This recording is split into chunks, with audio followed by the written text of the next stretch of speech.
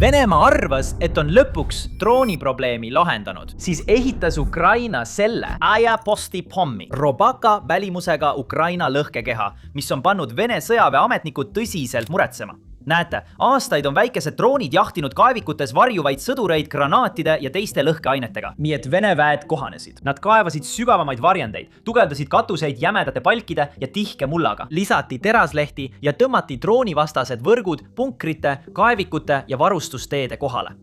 Põhimõtteliselt muudeti iga positsioon väikseks kindluseks droonide vastu.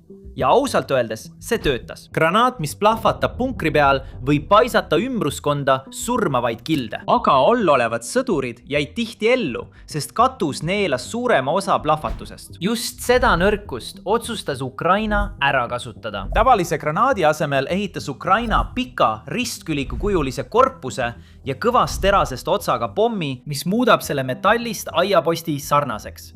Rasked droonid, eriti kuulsad Baba Yaga droonid, kannavad relva otse kaetud positsioonide kohale ja lasevad selle vertikaalselt alla.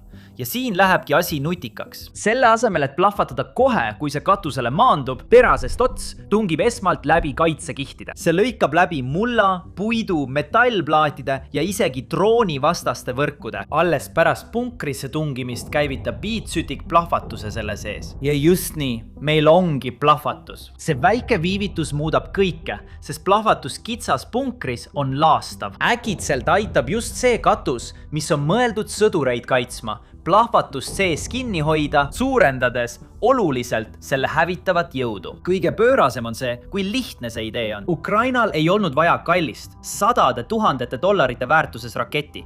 Selle asemel see laenas põhimõtteliselt teise maailmasõjast pärit punkri lõhkujate kontseptsiooni ja kohandas selle millekski nii odavaks, et eesliini droonid saaksid neid massiliselt kanda. Selle asemel, et jalgratast leiutada, Ukraina tegi selle lihtsalt väiksemaks ja palju taskukohasemaks. Just sellepärast löövadki Vene sõjablogijad Telegramis häirekella. Need punkrid ja droonivastased võrgud, mis varem andsid sõduritele väärtuslikku aega, pakuvad nüüd palju vähem kaitset.